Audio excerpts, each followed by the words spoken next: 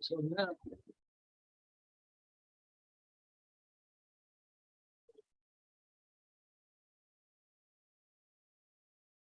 Hello, hello, hello.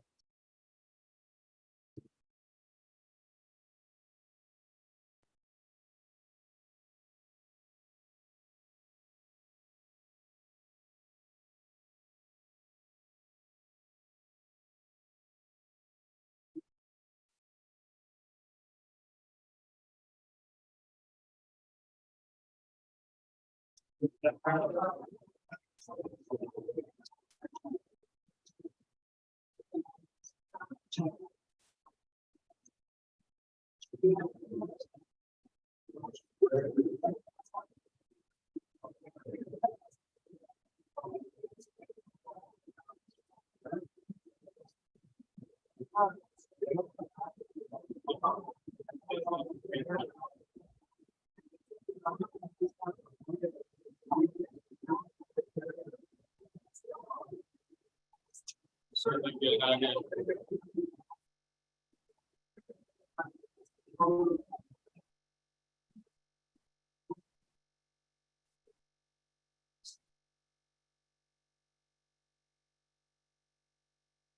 Everybody can start moving in seats.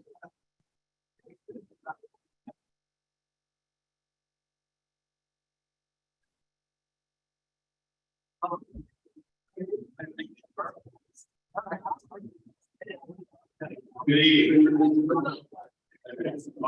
Well, welcome everybody tonight in Centerville, Smallville planning meeting. I'm Vic Parker, the county administrator for Houston County. With us tonight, we have also several members of the board of supervisors and our planning commission. We have our chairman of the board, Mr. Neil Spoonhour. We have our representative from District 4, Mr. Charles Waters. And we have Ms. Susan Lasker from District 1. Our planning commission tonight, we have Mr. Myers. We have Mr. Putt. Back in January, Houston County started this process. I'm sure you all are very aware. July, we had an additional checkpoint where many of you came out this very building and started looking at the plan. Since then, we've been receiving input and thoughts from everybody. And tonight, we're taking the next step.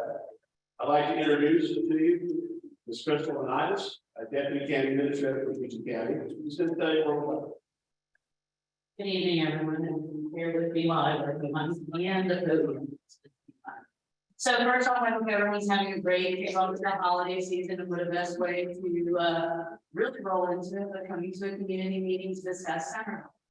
So a few things I want to go over with you all is in-person attendees. If you all wish to provide comments, questions, feedback on the plan after the presentation, we have a sign-in sheet at the front foyer. Please sign up if you have not already done so. And for our virtual attendees that we may have joining us, we will actually have a portion for virtual questions and answers and comments and feedback after the actual presentation when we go through the in-person attendees. And we will also have a closing open forum as well. So if you miss a sign up or you have a last thought, we're going to have an opportunity because we want to hear from you. This is the intent of this evening. We've been working through this. I'm new, so I'm learning that we've been working through this, but the intent is that it is a community-wide plan and there's a need for community-wide. So a few things for a frame of reference before we take it off and send it over to Hill Studio, which is the consultant for Houston County for our small area plans. Want to emphasize to you all in perspective that the Centerville Village Plan Study represents 4.9 miles of the village area with a core that is a half square mile in size. So when we start talking through these concepts of what could be and could develop over time over a long-term period, we're talking about a smaller area of the county that already has seen some growth and development. And how can we best figure out some land use guidelines and recommendations that will complement the community fiber of Richland without allowing a full-on suburban structure, which is, I know, no one wants a big box usually. The Centerville plan also aims to develop a vision for what can be allowed with outlining land use and zoning guidelines. And it's really blending a community community, a field for balanced development and interconnectedness of open spaces and what folks can look to do long term with private development decisions. So again, we're working, apologies, to create a distinct identity for Centerville that fosters a sense of community, but also represents a balance and respect for the core land use values of the county. By that, I mean recognizing the bold and very deliberate decision that the county has made to have 85% of the land within Richland County remain rural or agricultural in nature and 15% be permitted for commercial and residential development. So keeping that in mind, I also want to go through our process of where we've been. Mr. Carpenter laid out that we started this process about a year ago. So there's a few steps that will be coming ahead as we work through this and continue to gather input from you all. So as you all know, tonight we're having a community meeting for the Centerville plan. Tomorrow we'll actually have one for the Courthouse Village plan.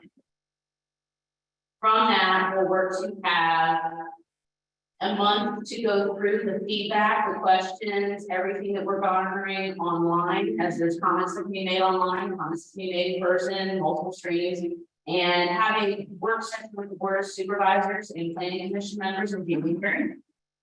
Then we'll also be having public hearings in February for the planning commission, and in March, the board of supervisors will be holding public hearings. So again, this is going to be an iterative process with numerous opportunities moving forward for public input and feedback, and we do again want to hear from you. So without further ado, I'm going to turn it over to Bill's studio for a brief presentation on where we are with the conceptual plan so far.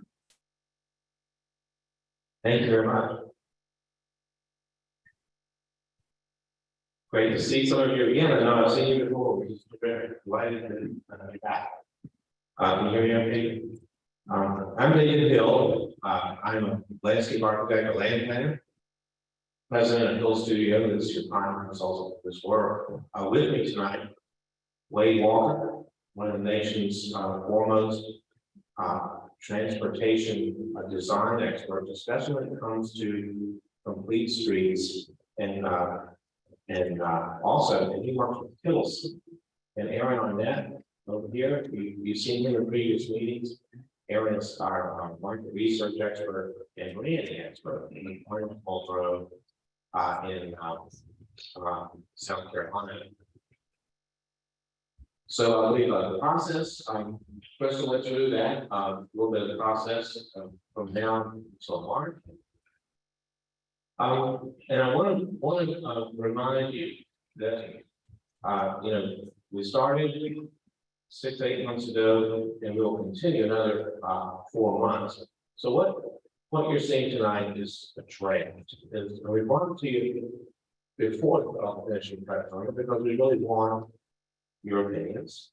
And what I'm trying to do in this show is to show you how we've used some of your opinions to guide the work from what you saw before to the way it is tonight. So, tonight's highlights will be about a 20 to 30 minute show. And what I'm going to do, we'll go through these different chapters, a little bit about background in Centerville today, economic and demographic summary, community engagement summary, talk about the land use and key design elements of the plan, and finally about branding. And before we get too far, the plan that we're working on is a component, actually it's an update to the 2015 comprehensive plan. It's a small area. And that's great. Okay, so in the comprehensive plan, you probably saw this expressed in the paragraphs. 85% of the land in Richland County is supposed to remain open and agriculture. And then the other 15% of the land can be for developments such as commercial or housing. But it's not just 15% strong. It's going to be 15% in a thoughtful, responsive way.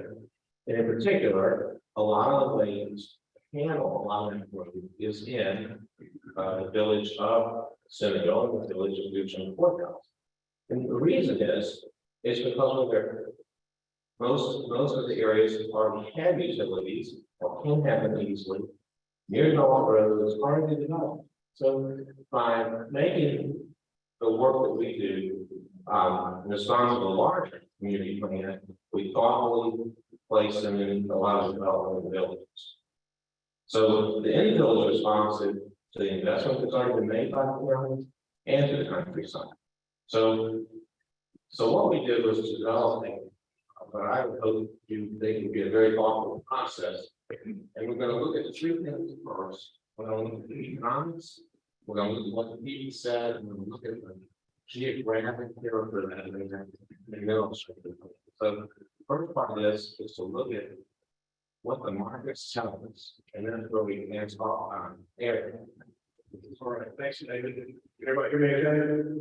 So everything we're going to share with you tonight is all about how do we preserve the character of the county and this community. Of course, everything that we do with Hill Studio is going to be based on what the market tells us.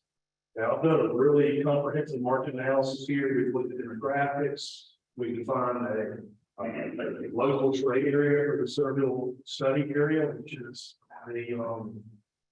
the top center map that you see up there on the slide. That's a 15-minute drive from Centerville. Centerville study area, that small little blue outline.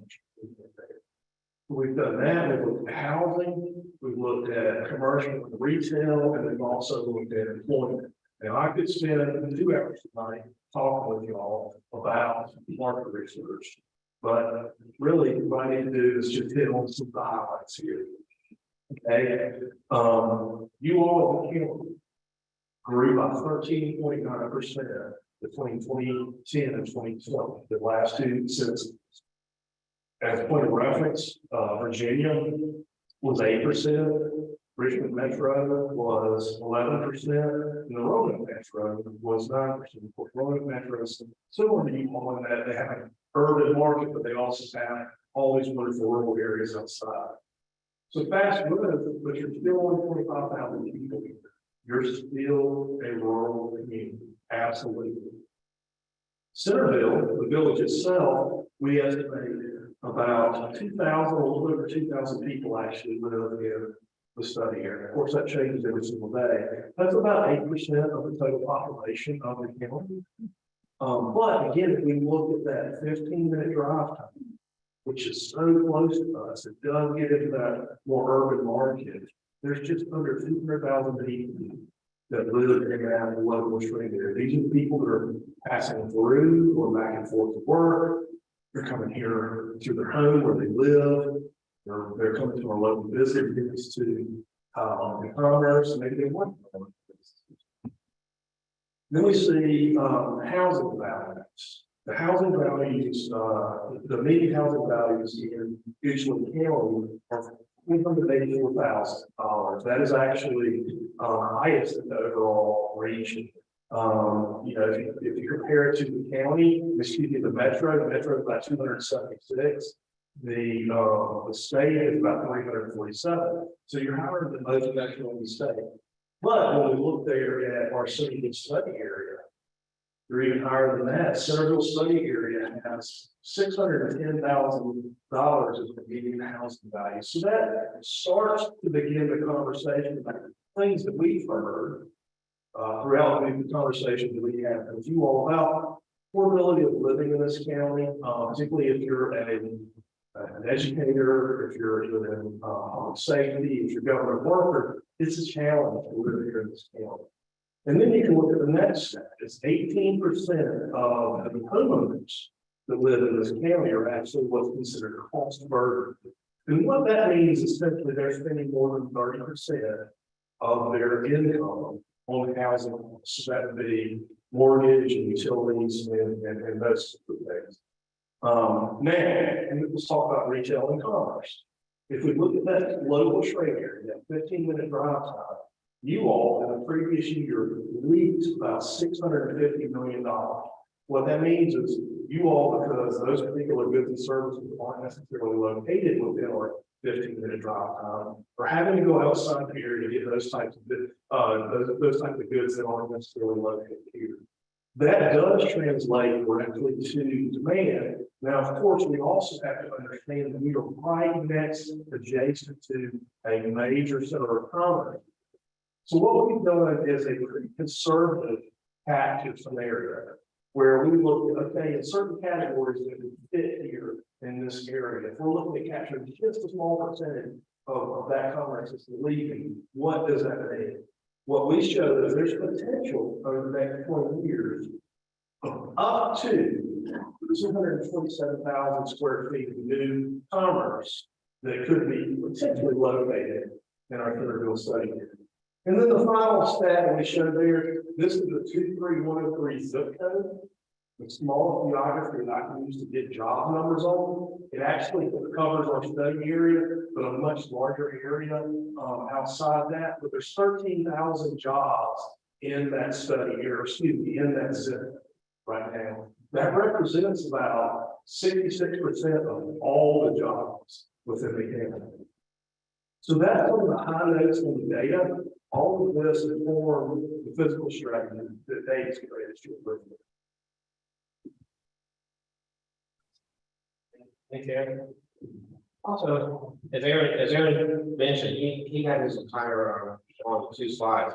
All of this is going to be very compressed. This is an overview, and you're welcome to get all the detailed information that I off the website, off the county's website. So the solution highlights there. Second piece.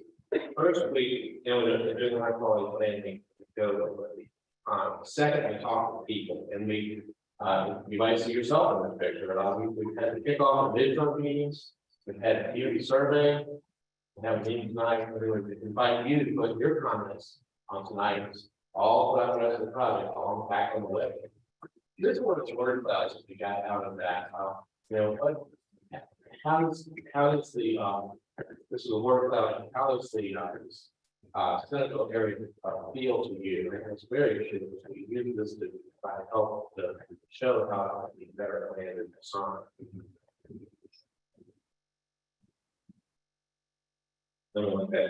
Looking at us, but some of the public engagement common themes that we have. Most wanted retail, restaurants and businesses, coffee shop, entertainment restaurants, etc. Some of the most wanted services, medical services, salons and personal care, dry cleaner, types of public spaces and cultural facilities needed, gathering spaces, like farmers market, corporate gardens, parks and rec, etc. There's a big list that you'll find on the website in an appendix about the detail. I think there's some of the highlights that we have. Now, the third thing that we try to put together is a little bit more about the geography of the study area. We call these X-ray maps because they really show one thing sort of inside the whole. The first one is where are the existing buildings? And here you can see sort of dark areas full of existing buildings, but also the light areas where there really aren't many any.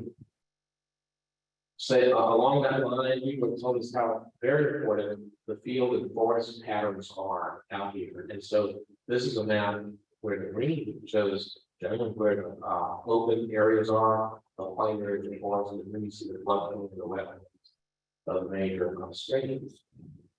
Still quite active and really out there. People notice they really love the giant old trees that are out here in the study area, and especially along the edge road and fence road. And so we've taken these kind of island people of all this they love and translated those into design guidelines, statements in the design guidelines. So some of these need to be taken into consideration, preserved when somebody wants to build a new home. That's been a common theme of what people have told us. And this map here combines all those activities to look at the entire study area. And this will be a very important map for planners to use going forward when people bring in their proposed developments to look at these very important by the zone experience. The next document here is the future land use plan, and this is a very important document.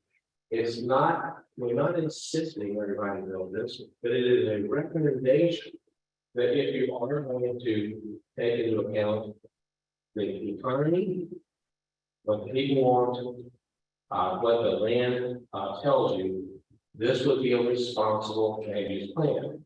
And it also absorb some of that development that we're trying to accommodate in order to give it a revenue for the conflict. And so there are a number of land use categories on here. You'll see this is very different from the plan we brought in earlier last summer. And especially in the open ground was much smaller than it used to be. But more importantly, there are a number of specific land use categories that are specific to, specific to Centerville and to the landscape around. I'm going to touch on a few of them, and you can get a lot more detail from the document that you get off the website. The first one you'll see in the lighter yellows around the neck, we call it Centerville residential. And it's a very light type of residential that could be placed in here. It's even less dense than what's out there currently zoned in some of these areas for them. The idea is the intent is to maintain the rural scenic character of the area of the village, providing that lower density. As you move a little further in, the darker yellow, same general idea, but it's a little denser about some two-family housing. As you move further in, it's sort of orange triangle there, it's out of Broad Street. This is what you see, it's called the Centerville neighborhood residential to provide market rate housing, walkable access to the civic and private sector amenities. A TMD or traditional neighborhood design, specific village design required, and gross open spaces required to stay. And you know, in the design guidelines, it talks about how you can work around existing trees, fields, etc., and sort of use those with some of the amenities in the district. That's been a common thing that people ask for. Just south of Broad Street, there's an area called, and it's in orange on the map.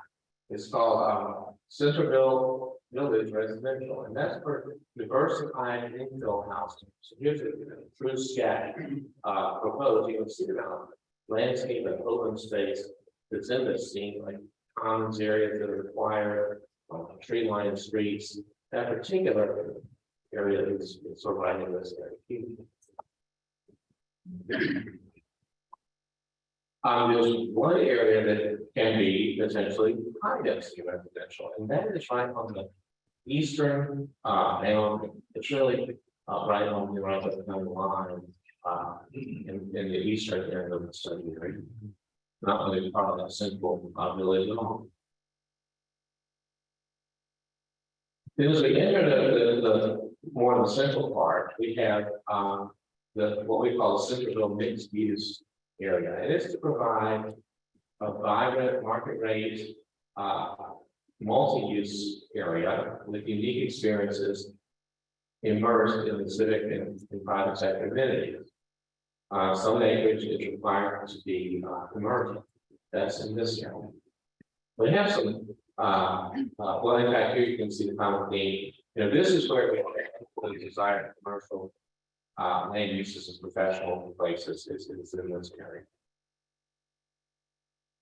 And we did this plan. We're not requiring that this be implemented, but we wanted to test all those land uses and make sure that it fit nicely on the land and make a beautiful village. And we did it. And so what you see in this we call it a small area plan. And you'll see things like the floodplain areas here. That's where we've not developed. You'll see some green spaces coming in, and you'll see some of the development along Broad Street, the long Parkway corridor. You'll see some of the denser area here. This we call the village for the village center.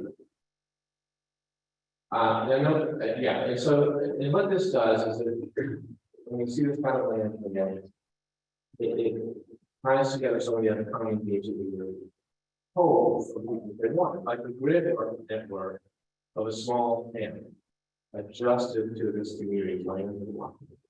That sort of front porch feel that you get from a grid of streets. A grid of streets prevents you from having to enlarge the streets more and more and more and more. It can let you keep them small. because the traffic is dispersed from the North Grid. And so you see this kind of thing going on in Virginia's older communities like Williamsburg or Winchester, where the streets, it's really there, it's really phenomenal. And this may show how 20-year build out of what could happen. Just only the existing grocery store right here. And so the village core is right in this sort of eastern part of that area. And you see here again, you see the landscape requirements require be pretty green all the way through. This is a special boulevard that they will tell you about. Village core is that area where the mixed use and green come together. And the village center is the focus a little bit more. That the village center is the densest part, and it's really the most walkable part. The idea of the village core was you park your car lots and you get out and walk, with those sidewalks will be everywhere. And at the village center, you actually have a place where sort of common open space surrounded by the building, so that creates a sort of common green. Okay, now as we move away from that, one thing that people told us that they really wanted to see was that they didn't want to see sprawl, they really wanted to create with the village. And so this pink area that you see is a large area that that crosses Broad Street, and it's where the floodplain is, and so the roadway is there. And so the intent of the gateway commercial is for a scenic transition between walkable villages and residential zone. The district helps to define the broader village edge by preserving that rural area with its trees and fields. Now, you can put commercial things in the gateway commercial. If you're on there, for example, this artist really shows some cluster of restaurants that have outdoor terraces facing the green there over here. Maybe some pilots watch it. This idea is this is where your this is going to be where some of the commercial things that benefit from kind of great outdoor setting should be. And of course, this is some of the things that you guys mentioned last time. Okay, specific design standards for new proposed lanes, categories, and overlays, and transition zones that interconnect with our green spaces.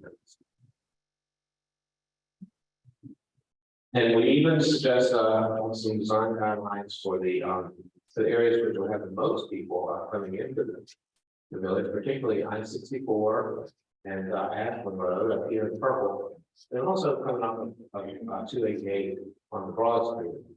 And these are called the interchange commercial districts. They have some guidelines that suggest one of the ladies always teach me about also gas backers. What is that? When you put the building in front of the gas pump, so you have hydrogen. The number of guidelines in the gateway commercial areas. The prime economic development lands, that's what you see in gray here, that's going to be near the interstate and near 288. These are a critical component of the county's long-term economic innovation, and they include sort of larger corporate campuses, distribution centers, data centers, this kind of thing. And we were reminded of where's a really good one, and an answer is in Bottom here in Greenfield, which is a large public. This one actually public owned, but in this case, straight guidelines really coach the placement of these buildings, so you have these larger green areas left alone. It's a quite good model if people are seeking amazing.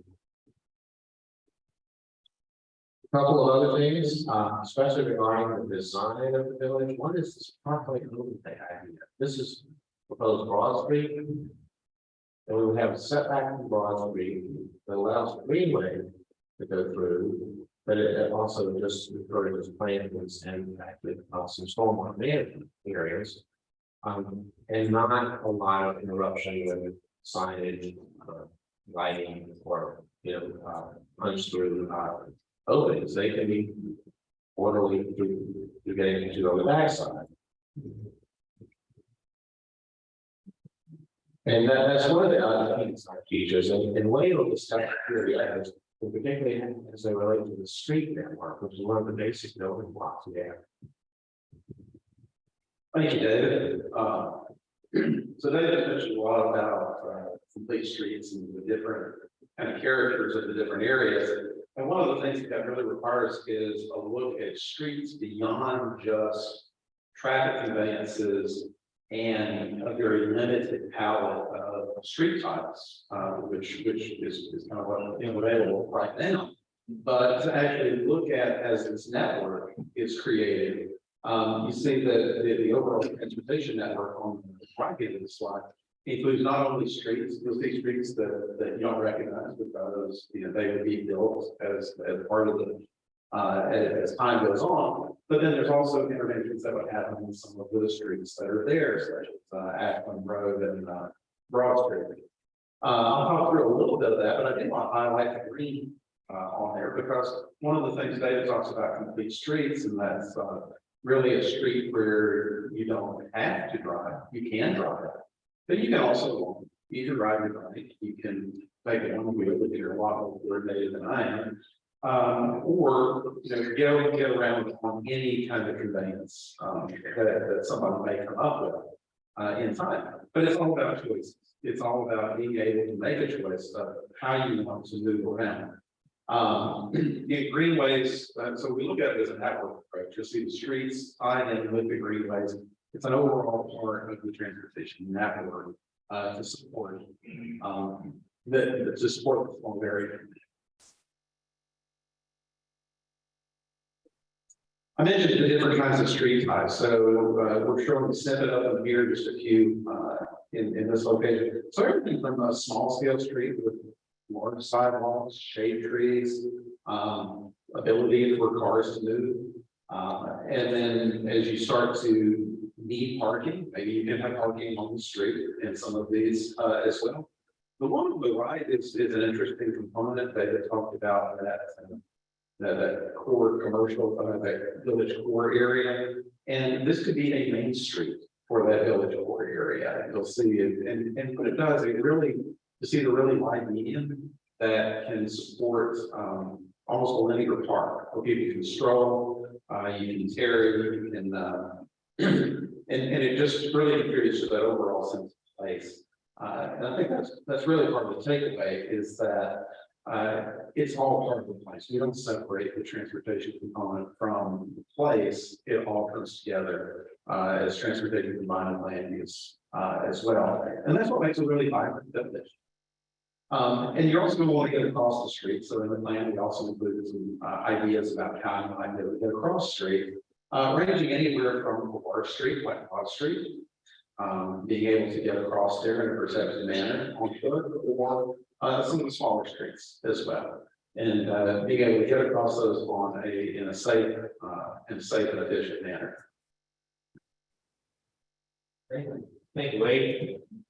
And then one final piece, element of the design, and this was our proposal earlier, we'll find out a lot more, is that at the end of some of these dead end areas, is always a potential for a building, we call it a natural affinity gateway building. Maybe something like a trail center on a stadium or a golf clubhouse that connects people with the great outdoors. People have really said that over and over, that they really want to get that. So that's part of the design we'll be probably outlined as well. So the very last piece of this, as Aaron comes up with, this is just another image of one of those kind of amenity areas. If that had to be a building, could be something like a park or theaters. So the very last piece of this, kind of link back to this, is the brand. And we've tried to create an identity here, a distinct identity, character, brand, which is wow. Absolutely. And once again, it's been said multiple times already, but I know that we've just gone over this very robust plan and very focused tonight. There's so much detail in the report. I know a lot of people have looked at it and seen it. I encourage you all to go online and download and look at it. Part of that brings everything that we talked about tonight so far is about enhancing that sense of place and preserving that character that we hold dear here about the Centerville area. Well, branding is part of that, and it's really about highlighting that character and helping to create a pride of place as part of that larger sense of place. So what we're talking about here with branding, you've actually already seen the logo, because it's been all throughout this report, is creating a district-based, a village-based brand identity for Centerville district to identify it as a special place.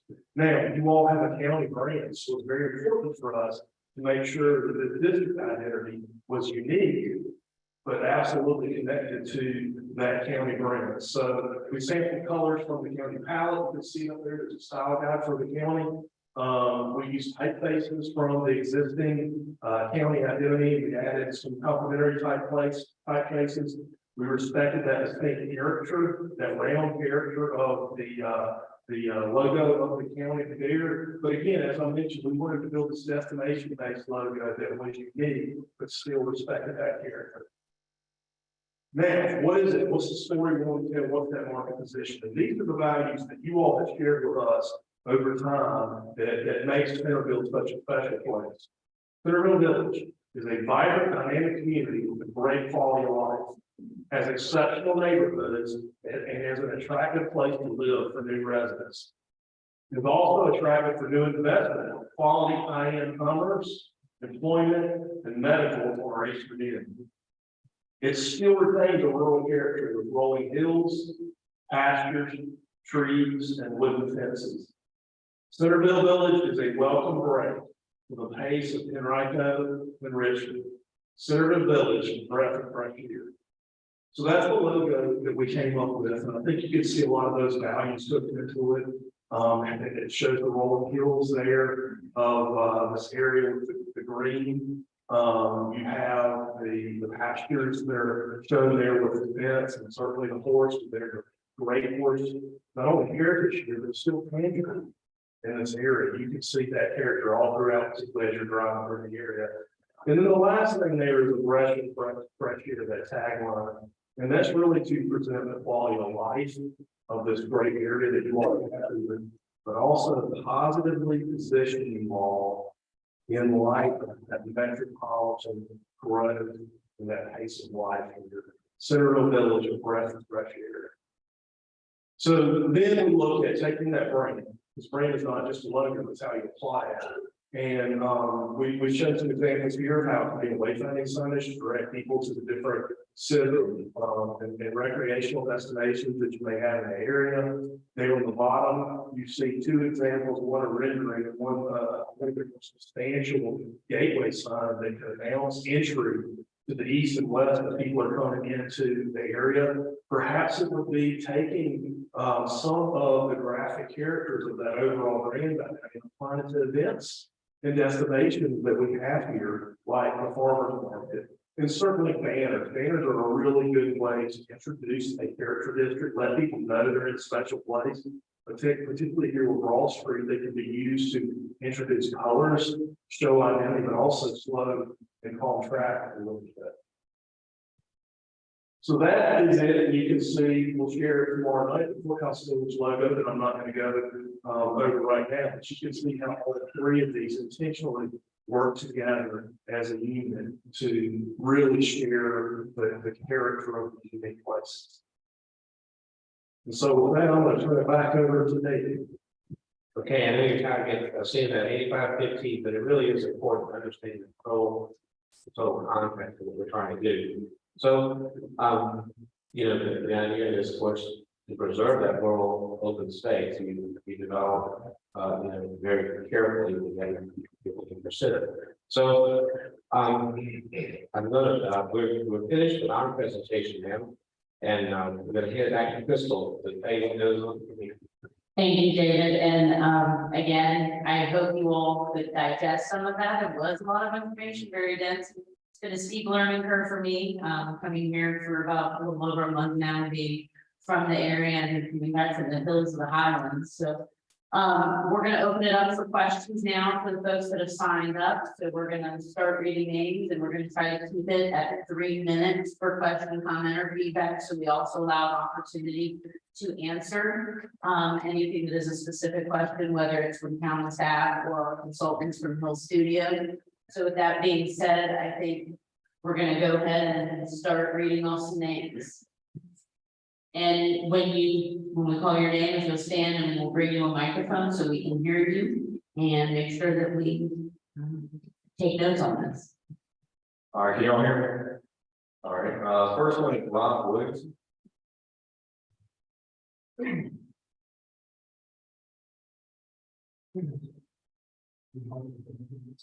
I think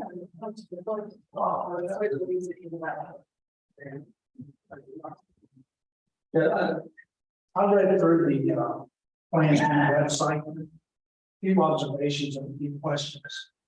The first is the 85-15 is not a sacrifice 50% for the benefit of the 85. It is to have a good location to actually center business, residential, etc. But it's not a sacrificial 15%. And if you look at the presentation, you take the current density requirements, RPUD is 2.5, NPUD is 6, being the maximum. You look at the presentation, there are about maybe 10 new zonings. They go over 15 units per acre. So it looks like a pretty large jump for a rural area that wants to maintain rural area, goes from 6 or maximum 15. So that it tells me that all the analysis that's been done is to duplicate what's happened in short haul with the rural flair. So it also includes provisions for 4-story residential units. That's the other side of the county line. That's not what's decided on this side of the county line. By the residents, the long-term residents. And then there is a change in the finance neighborhoods that are coming in, but they are complying with our community. And we have had a recent, in the last year or two, of a next year's improvement. That's 6. So this was an observation I had and feedback that I had. Densities don't keep in line with the rural area. I'd also like to know what the 6, 8, 10, 15 units per acre, what's the basis for that as a need for Ridgeland and for Centerville? So where are those examples? Where are they located? Are they in an urban area? Also, I know we don't want urban sprawl, we don't want 4-story or higher along Broad Street. So Broad Street is like a pyramid with very tall structures and then down to center. So that's just some of the ideas that I took out of reading the actual plan and the detail. I'm interested to know that none of these graphics up there had actually density numbers. So a couple things just to touch on that. If I could have your name, sir, that would be super helpful again. Mr. Williamson. So one thing just to highlight again, these are recommendations. So we're still going through the finesse process, right? And I do realize that this is a big change for Goochland. This does represent leaps and bounds from where even Centerville is today. It's also trying to acknowledge the fact that there is growth and development occurring in this area. So how do we start looking 10, 15, and 20 years in advance to look at what may come? This does not mean that, you know, there's going to be large scale development. Next day, lights, you know, flip the switch, everybody's rolling in. The other piece I think is really important to emphasize that these are recommendations that still have to be presented to the planning commission. They still have to be presented to the board of supervisors. So there is still a lot of work that has to be done and a lot of feedback we're seeking to achieve. While I do realize again that there are density changes, overall, they're still very conservative to a lot of other rural localities in Virginia that are seeing growth. A good example that we did try to highlight was out in Botetourt County, which is outside of the Roanoke metropolitan area, where they've seen that spillover of folks leaving the Roanoke City, Roanoke County, and how they balance that with their agricultural open fields, with industrial commerce, new subdivisions with existing farmland, and how do you do that with also historic buildings? So we did look at some of those things. One thing I will say, Tucson is so unique. That's one of the things that makes it great. So it's been really hard for ourselves as a locality, as well as the consultants, to find an apples to apples match, right? So it's a blessing and a curse when you're trying to figure out how and where you want to go and be. But we're also, with these density guidelines, also trying to be very realistic with the fact of we're focusing on where there is existing utility capacity. And where we can actually, with any confidence, provide an opportunity for some development. So I hope that helps in some way. If not, That sounds like a rationalizing. get by. So, I mean, I'm not trying to solve. Same. It's a big jump. I know it's gonna be a transition. I know it's a process. So I know that's a bit, it's one vision. I don't- All right, the next name is Paul Costello.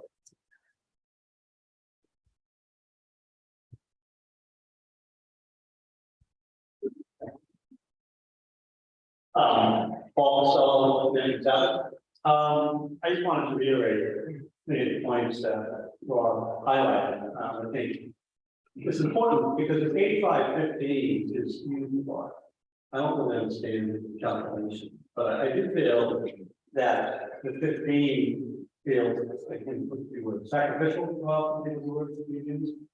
And I think I be careful about that, because it's the thought that we can make Centerville a sacrificial land to preserve our park county, and that might be part of the thinking, but then I would also think that how much of the tax revenue that we generate in Centerville will stay in this for schools, for parks. It is very impressive infrastructure plan that being proposed. I don't know how many houses are being proposed. They haven't talked about that. They're just looking at the images in this type of density. They're talking about a lot of housing units.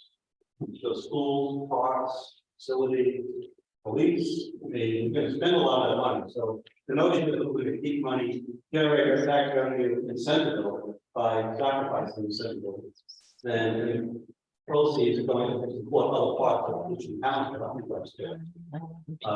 This is a pretty significant build up. One of the things we haven't talked about, there have been a lot of questions submitted during the past process. And I applaud the staff. You've done phenomenal results. I applaud the consultants who've taken the time to really look at what is existing here today and understanding what our current state is before just jumping to a future state with plans for broad planning concepts.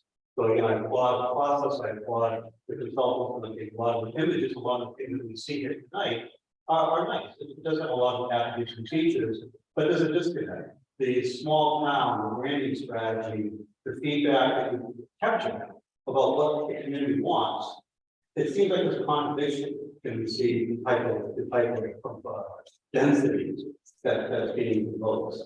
So I think that the questions I would have is, what is the response? How will the county respond to all the questions that have been formally submitted today?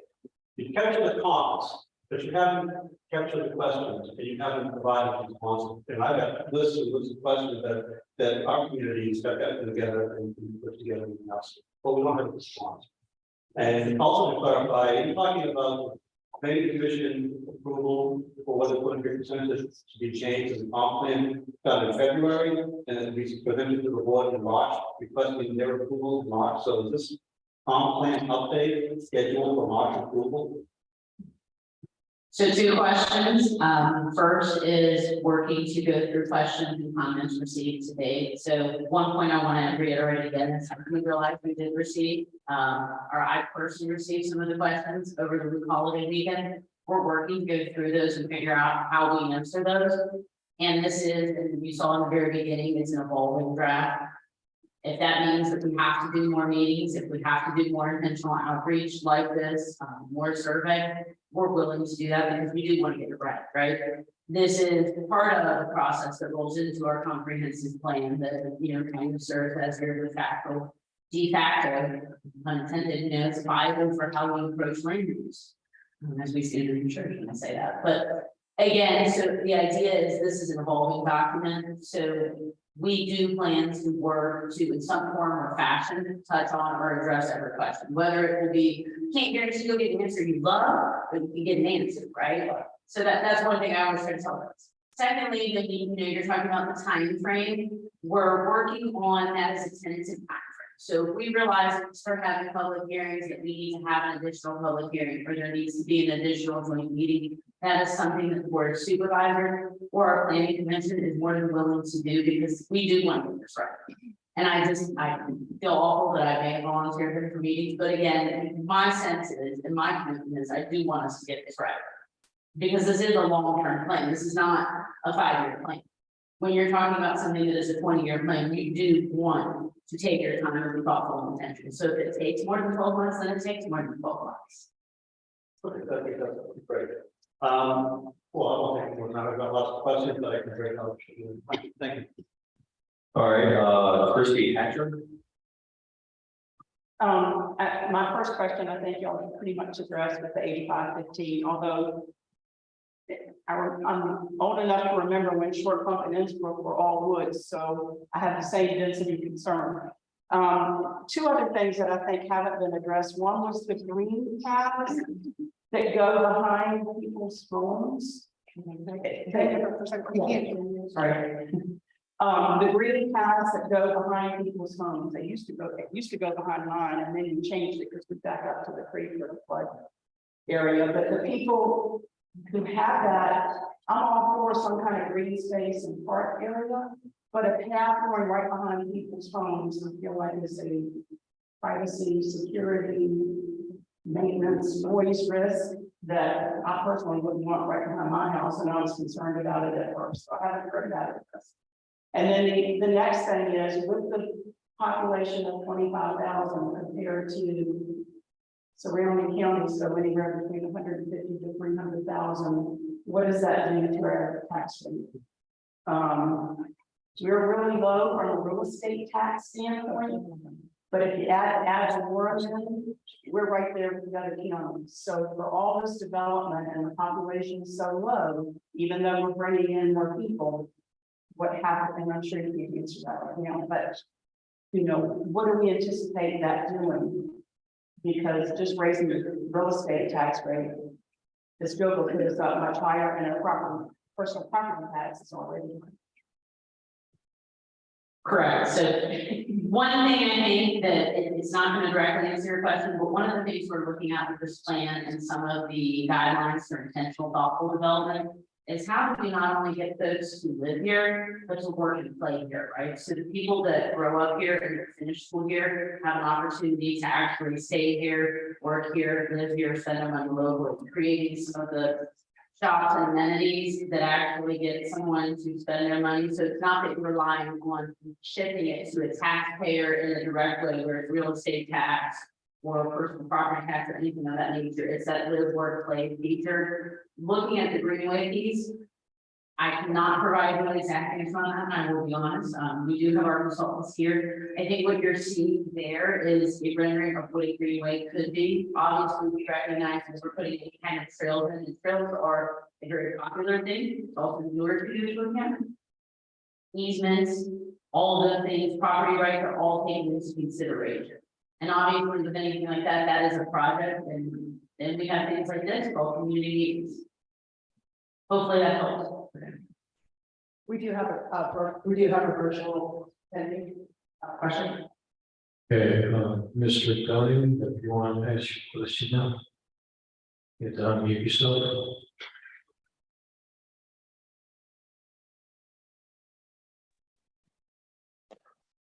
I'm sorry. Yes, my question is about pastoral lands, particularly with properties that abut newly. Am I still muted? Can you hear me? We hear you now. Can you hear me?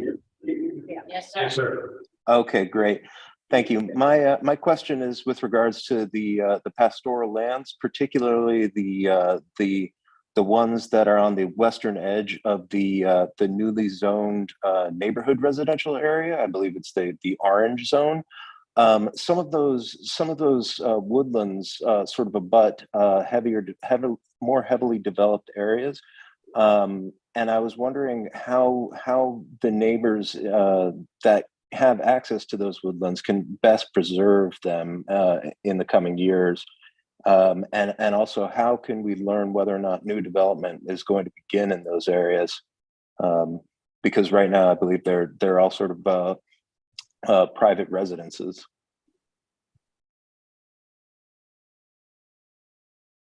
That is a great question, and I am actually going to try to go back to the slide and pull up that visual, so bear with me a moment, everyone.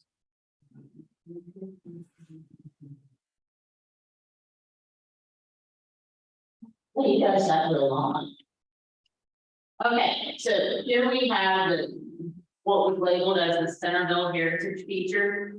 One of the things that it's clearly delineating is trying to preserve your existing tree canopy and the green space. The other piece is we also have a visual of the floodplain and low-lying areas. So looking at those environmental features. So when you look at the potential all-in development that you could have and see, you're still seeing that overlay of large amounts of green space. There's also, the county has those incentives for land preservation. Those things do plan to continue. That's not something that we're moving away from. It's trying to fit within existing areas, almost infill, if you will. It's not a term that everyone always uses, but where you're already seeing some of that development.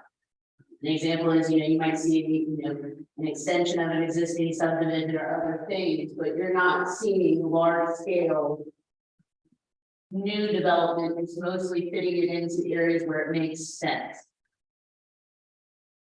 And that's a general answer, but those are things that we're trying to work through here. Where are the areas that make the most sense? And we also recognize too that we're dealing with private lands, and this is all speculative. So it may end up being that only, a quarter of it is put into use. Someone potentially uses it for private use and puts it in land use.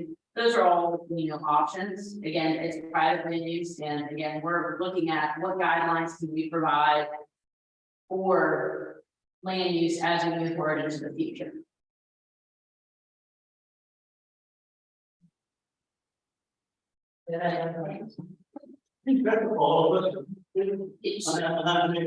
Yes, sir. It's very large. The early presentation was the biggest section of the city of Richmond. What advantages? Oh, sorry. What advantages do landowners have being within those boundaries? And what objectives do they have if they're going to be moved within the boundaries? So that is a very specific question, which I cannot get you an exact answer to at this very moment. What I will say is the village boundaries, as they are there, you'll see the red outline, which is where there's existing utilities. That's kind of your boundary cutoff of existing utilities. So we drew a map looking at a 4.9 mile area within a core of a half square mile. That was sort of the premise that tried to drive this of thinking, where can you actually have them, right? Because you can't really, we're not going to run a bunch of utility lines 20 miles out.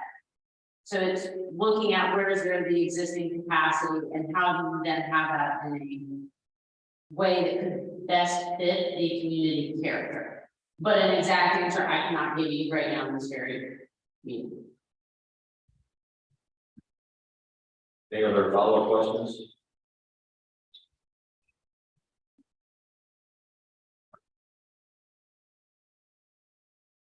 Hi, my name is Mike Fiore. I live in the Park of South Creek, and I'm new to this process in terms of, like I said, just moved here about a year. And I applaud the efforts and energy to do it right.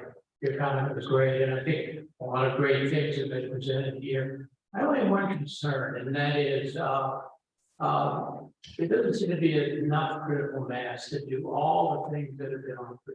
And I'm thinking if and I'm not necessarily saying we create more critical mass. I'm just saying that we make sure we do the right things in the areas that we're proposing and not do everything.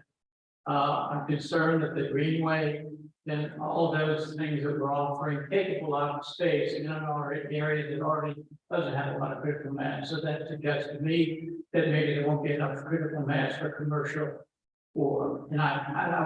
My basic concern is that we be successful in about what we do. And I see what's going on in Short Pond.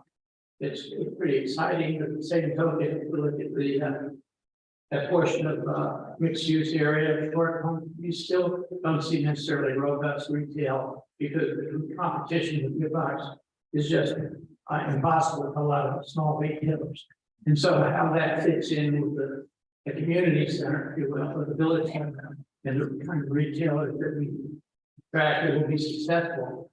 Those are some of the concerns I have. But all in all, I thought the effort and energy of putting into this. Thank you.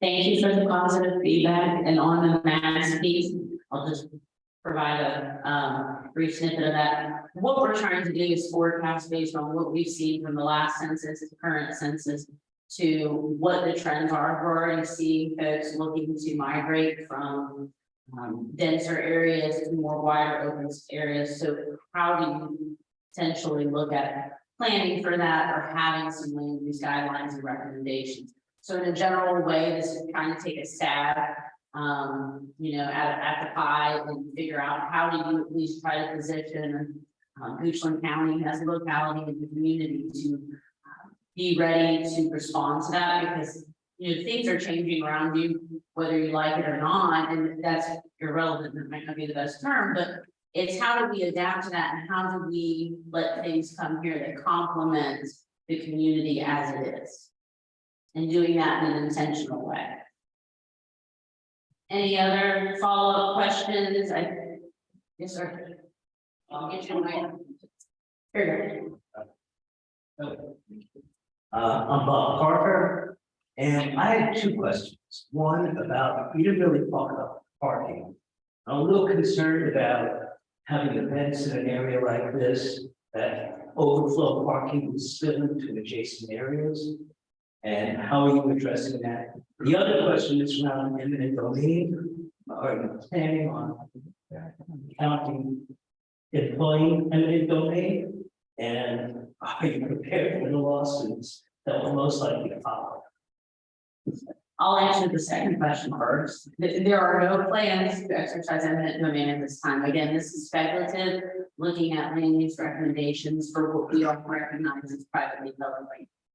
One of the things that we highlighted when we talked about some of the public open spaces or even public gathering spaces, there's opportunities when you go through a development process to work with developers on performance agreements and things that, hey, if you're developing X amount of land, can you leave X amount for a community open park space, or for a mini library or resource center? I mean, those are things that can be worked on in a very different way without any eminent domain or any infringement on existing property rights.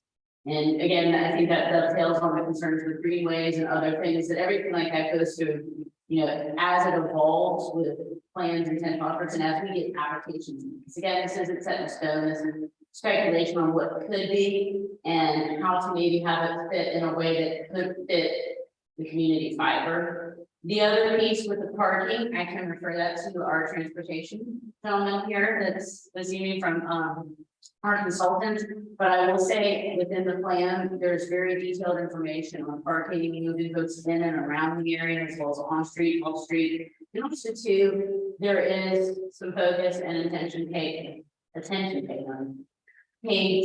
camouflage parking, right? Because no one wants to see a sea of blacktop surface with cars, right? So how do you do that and do it right, where you're still allowing people to come in, park their car and walk around? So with that. Hey, Crystal, thank you so much. You more or less stole my thunder. You stole my thunder a little bit with that answer. I'll address it a couple of different ways. Number one, specific parking numbers. We're not going to get to that at this level. I'm just going to 30,000 foot view until you start looking at specific uses, we're not going to know what kind of parking is going to be generated. Aaron's, but the work that's been done looks specifically at commercial. We don't know if that's retail, we don't know if it's restaurant, we don't know what kind of restaurant. All of those have different parking generation numbers. So until we get to that point with some site plan implementations, we're really not going to know where that is. That said, the plan would focus on accommodating what we call a park-plus environment. And also, like Kristen said, design guidelines to really camouflage parking, so that you're not looking at a sea of parking like you might see in a Walmart parking lot. What I mean by park-plus, people can come to the area, and because of the walkable nature, they don't have to drive from place to place and use different parking spaces. By the same token, people that live in the area, we talk about the smaller streets and the complete streets. You don't have to get in your car from your house to go to the restaurant in the village center. All of those things. And then the streets themselves, we show on street parking. And we want to have that where it makes sense, or we have the kinds of uses that are going to be consistent with that. And then supplementing that with a combination of the off-street parking, again, in a very aesthetically pleasing manner where we're not looking at parking. So it's a complicated question. We haven't forgotten about parking, but at this point, we can really just look at some of the guidelines to what are some of those best practices to be able to accommodate that.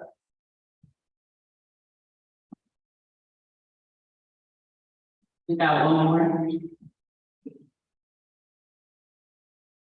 I'm just curious as to what accommodations you put in your plan to support the farmers and the agrarian culture that we have here, as well as our wildlife. And, the cattle grazing fields, they have a lot of the hay fields are supplying the dairy cattle. And there hasn't been any mention about the agricultural community. So that's a very important part where the hay trucks can turn, the equestrian villages that exist in the fence. Big part of the brand. That is an excellent question and an excellent point to bring up. One of the things that we briefly mentioned is, once we start to see more specific planned uses coming in with folks proposing development or other things, that will drive how moving vehicles in and out, whether that's commercial, whether that's farm use vehicles. The other piece still too is, so when we're talking about this development or future development rather, that's going to potentially come, it's not going to be that all of a sudden you get to that you get to what is designed as or designated as uses what is considered by the study area as the village boundary, and all of a sudden, boom, there's 4-story high townhomes and mixed use everything. It's still designed that the land use guidelines that are being presented and fleshed out as we work through this evolving document, that it will build, right? So there'll be a culmination in the center core, but it will still build. So it's going to blend on the edges and other areas into the existing fiber that are around the village area. So with regards to incentives for farming and agriculture, that is a specific question that we have not looked at in this plan. And I do think that there's value in looking at that, or how do we continue to preserve that way of life as well. So thank you for bringing that. The cemetery, the historic cemetery, will be another one. Is that also been part of the plan? How they will be accommodated? That would be a specific land use guideline or condition as permitted development occurs, and that's on a case by case basis. So if I'm, a property owner and I want to build a home on a property or other things, say I buy a property where there's an existing cemetery or other things, then there's things that, between, and I'm generalizing this, that Virginia law and other things require with preservation and other such nature. But that's also a specific question that I feel like we should have a sidebar discussion with some of your very specific preservation questions, because they're good ones. Anyone else that has comments or feedback on what they've seen tonight or what's on the plan. I will say that we're going to keep the comments feature live and active on our website throughout this process. So what that means is for either of the plans, the Centerville plan or the courthouse village, you can actually type in a comment and you put leave a comment and it shows up in real time. So you can see your comment and others' comments. We also have stored, the comments that we've received year to date through this process. So again, if you didn't get it out tonight or you think about it after the fact, there's still that interactive feature, and staff and community development, they're reviewing those comments, or we're sharing those with the consultant. We're still having regular standing meetings with them throughout this process. And as I mentioned, if we need to, as we see the comments and feedback rolling in, have more meetings, have more of an interactive process, we're open and willing to do that because we do want to get this right.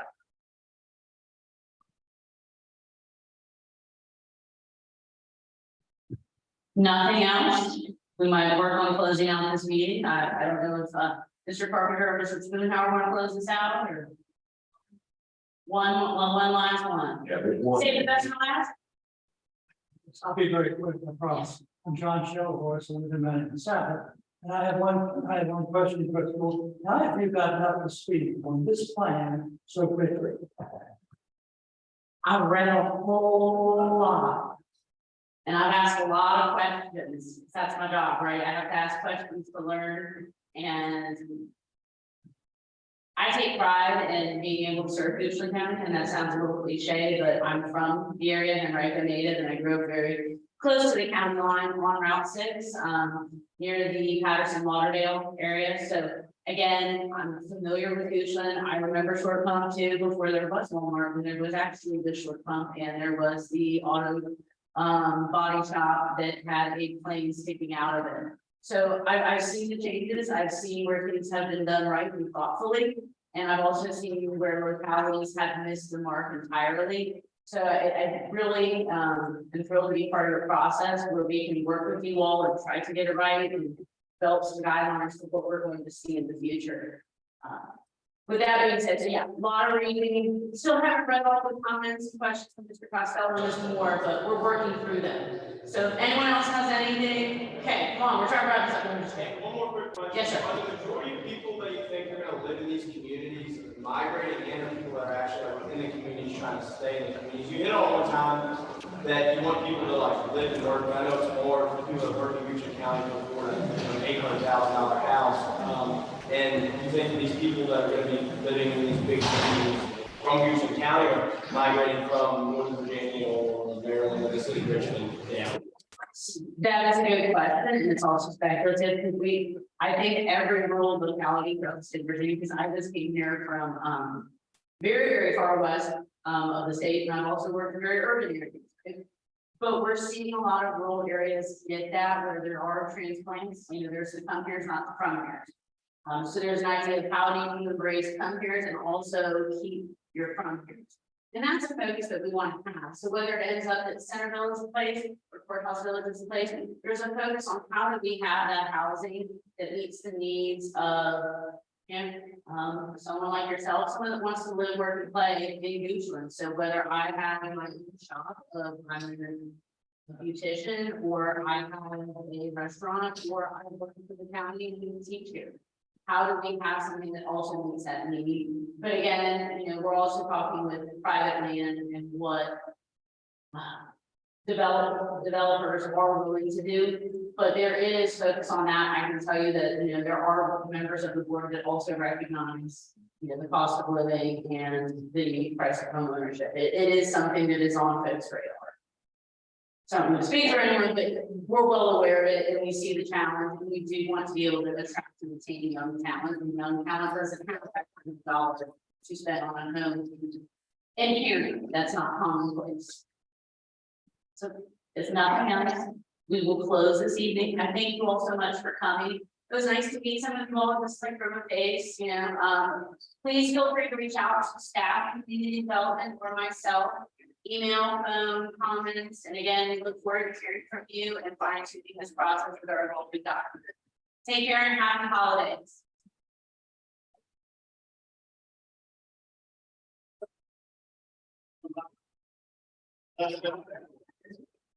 Thank you.